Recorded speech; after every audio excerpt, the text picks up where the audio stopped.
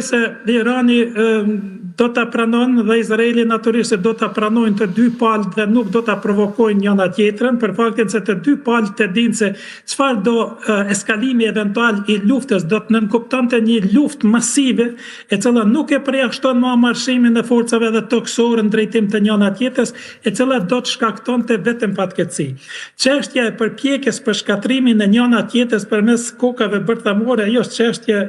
iluzion i gabuar për faktin se jo dini çfarë efekti mund të ketë disponimi me armë bërthamore në anën e Iranit. Nëse ka 1 ose 2 ose 10 koka bërthamore, kur sipas donave të se Izraeli asnjëherë nuk e ka proklamuar, nuk e ka dhënë informacione për sasinë e armatimit bërthamor me cilën ata disponojnë, mirë po bota perëndimore ka informacione se Izraeli mund t'i ketë deri 150 koka bërthamor. Prandaj është iluzionet mendohet, është do të thotë krejtësisht e gabueshme, është iluzion i gabueshëm të mendohet se mund shkatërrohet njëri ose tjetri shtet përmes sulmeve çfarë do natyre ushtarake, por e besoj se do të vetëdijsohen dhe do t'i kthehen miqësisë së vjetër. Mos harrojmë se para ardhjes së Khomeinit në pushtet në vitin 1981,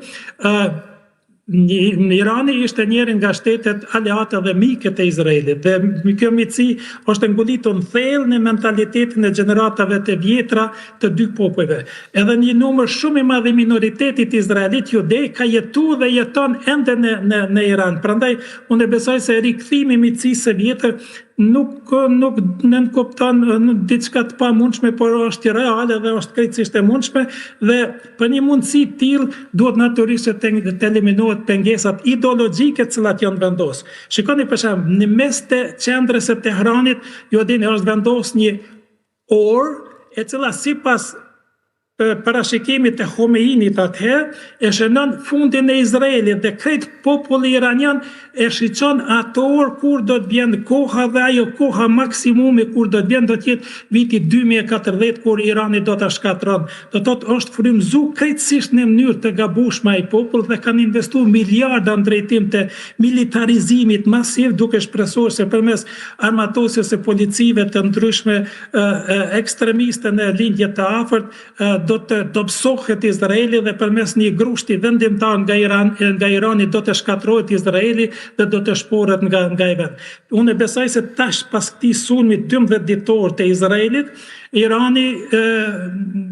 dhe forcat ekstremiste natyrisht në Iran, por edhe në linje të afërt janë vetëdijsuese nëpërmes një lufte çfarë do natyre qoftë, nuk mund të arrihet ato iluzionet gabueshme me të cilat janë ushqyer me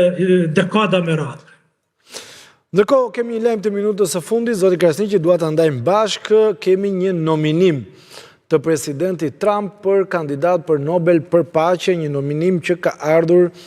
nga një republikan i nivelit të lartë në Amerikë, bëhet fjalë për Bobby Carter. Bobby Carter, ndjes, është politikani republikan që ka bërë nominimin për Nobel për paqen për presidentin Trump për armëpushimin dhe për rolin e tij në këtë armëpushim mes Izraelit dhe Iranit. Mos ndoshta ishte një lojë gjitha kjo për të shkuar pikërisht te ky nominim, zoti Krasniqi apo jo? Shikoni, në qoftë se ju kujtohet edhe në mandatin e parë Trumpi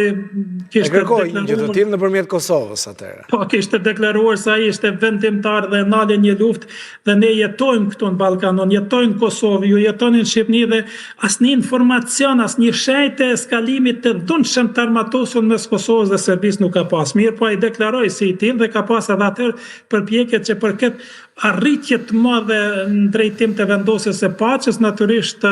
të nominohet. Shikoni, unë nuk e di nëse eventualisht ai forumi i cili ndan një çmim të tillë do të pranonte si kontribut tim, mirë po ju dini se kontributi i tij ishte vendosja paqes nëpërmes dhunës. Shikoni, çfarë do paqe i cila imponohet përmes detyrimit dhe përmes dhunës, ajo nuk është edhe aq paqe dëshirueshme. Ju dini se paqja në Izrael faktikisht paqja jo, po armëpushimi, se paqe ende nuk kemi, po armëpushimin mes Izraelit dhe Iranit është vendosur pikërisht përmes goditjes masive të fuqishme të Shteteve të Bashkuara të Amerikës, dhe me njëherë pas saj, natyrisht presidenti Trump deklaroi dhe me deklarata ti u paraqit si personalitet të paqësor, e cila e kritikon tash edhe Izraelin, e kritikon edhe Iranin, kërkon nga Izraeli përmbajtje dhe mos sulmim, kërkon edhe nga Irani përmbajtje dhe mos sulmim, flet për marrëdhënie të shkëlqyera dhe për lullëzim të ekonomive dhe të paqes